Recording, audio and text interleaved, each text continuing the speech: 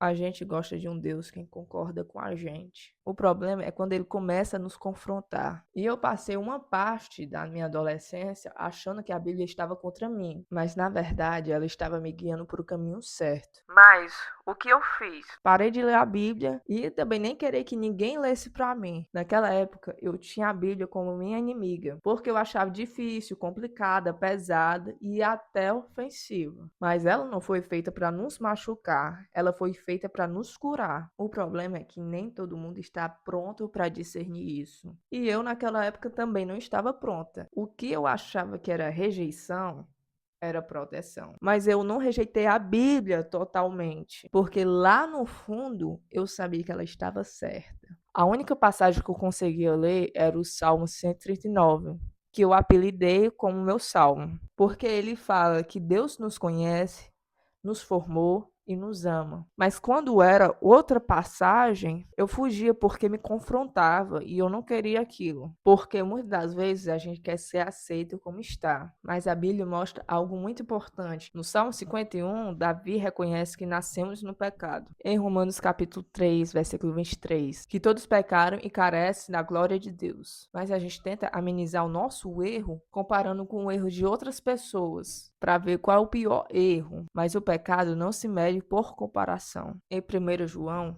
capítulo 1 e versículo 9, diz: Se confessarmos os nossos pecados, ele é fiel e justo para nos perdoar. O pecado entrou no mundo por causa de Adão, que desobedeceu a Deus. Mas nós não precisamos permanecer no pecado. E lá no Evangelho de João, capítulo 3 e versículo 16, diz: Porque Deus amou tanto o mundo que deu seu Filho unigênito para que todo aquele que nele crê não pereça, mas tenha a vida eterna. E a salvação é para todos, até para aqueles que já nasceram na fé, mesmo porque nem todos que cresceram na igreja permanecem na fé. E isso é uma realidade que precisamos conversar.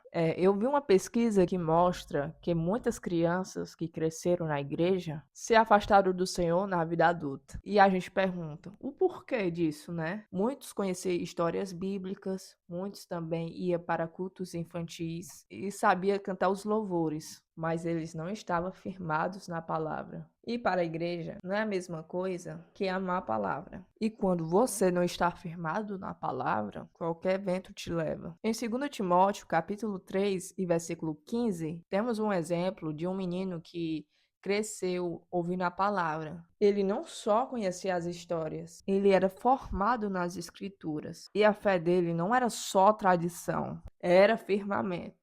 Ele não ficou na igreja só porque a mãe dele mandava. Ele permaneceu porque a palavra estava dentro dele. Em Hebreus capítulo 4 e versículo 12, diz assim: Pois a palavra de Deus é viva e eficaz, e mais afiada que qualquer espada de dois gumes.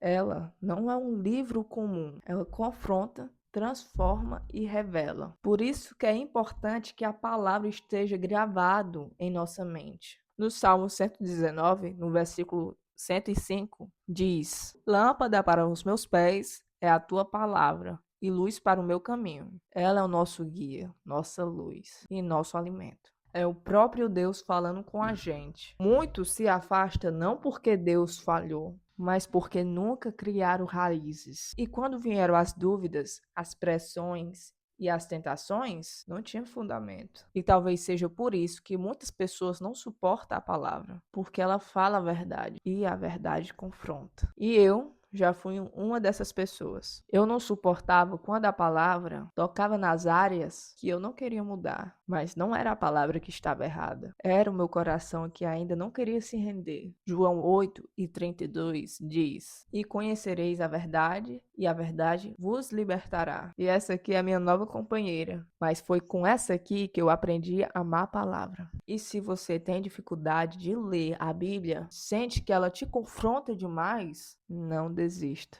Peça a Deus um coração ensinável. Eu oro para que você não apenas conheça histórias bíblicas. Quando você ama a palavra, você permanece. E se esse vídeo falou com você, compartilha com outras pessoas para que também possam ouvir essa mensagem. E também ative o sininho para qualquer novidade aparecer para você. E é isso. Tchau.